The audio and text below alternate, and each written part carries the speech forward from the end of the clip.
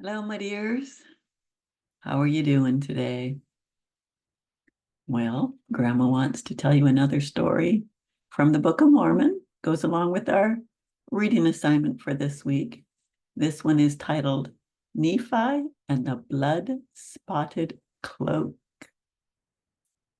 Sorrowful over the great wickedness of his people, the prophet Nephi climbed a tower in his garden to pray alone. As Nephi poured out the sad feelings of his heart, he was seen by some men who were passing by on the nearby highway, which led to the chief marketplace of Zarahemla. So Nephi was praying out loud, and people passing by heard him. They gathered other people around, wondering what had caused Nephi to be so upset, because they knew who Nephi was. They knew he was a prophet of the Lord.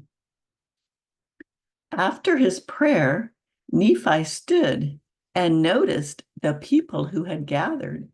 Some of them were rulers and leaders. He asked them if they had come so he could tell them of their wickedness. Do you think that's why they came? Would you like to be told that you're wicked? He told them that wicked rulers had corrupted the laws of the land.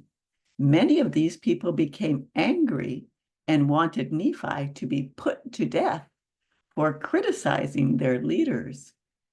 Some of these leaders were among the group that had gathered to hear Nephi. Nephi boldly warned them of the judgments of God. He wasn't afraid to tell them. Through the gift of prophecy, Nephi told the people, "Go to the judgment seat of your chief judge, Caesorum. You will find him murdered and lying in his blood. He has been slain by his brother, who wants to take over as the chief judge." Oh my goodness, lots of wicked things going on at this time.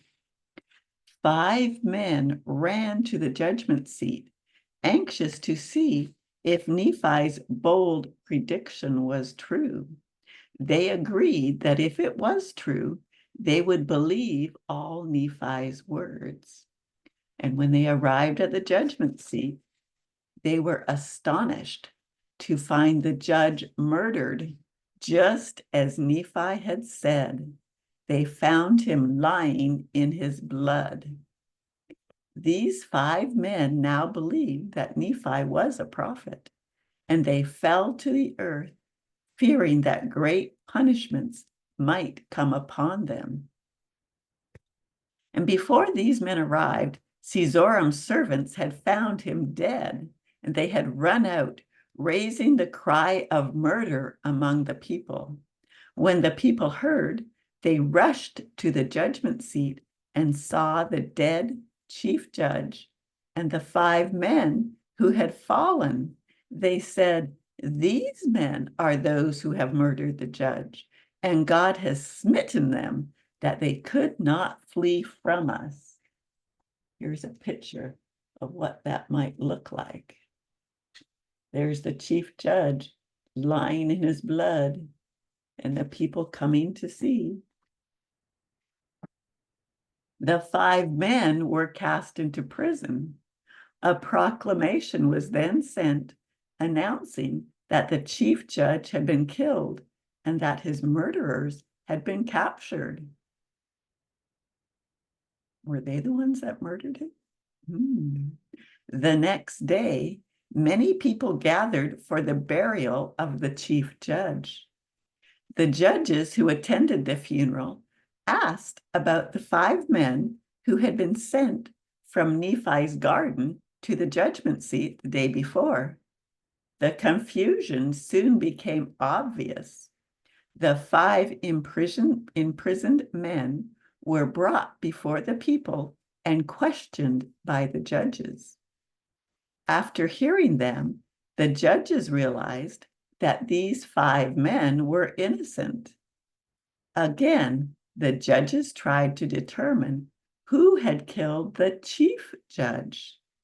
They reasoned that Nephi must have convinced someone to murder Caesorum while he pretended to prophesy of the murder.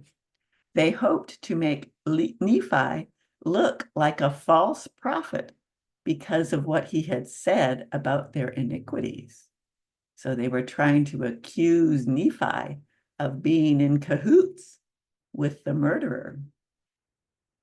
Nephi defended himself by bravely explaining the judge's selfish motives.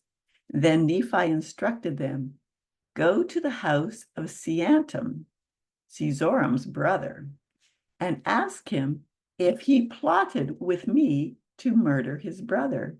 He will say, 'No.' Then ask him if he is the murderer.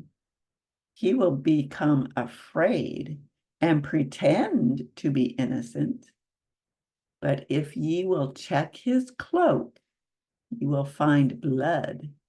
Ask him if it is his brother's blood. He will turn pale and tremble and confess the crime." They did as Nephi instructed and found every word Nephi had spoken was true. The murderer confessed, and Nephi was set free. A lot of wickedness going on at that time, with judges trying to get power and wanting to murder people so that they could get gain and get power and riches. But Nephi was brave, and he told them that they needed to repent.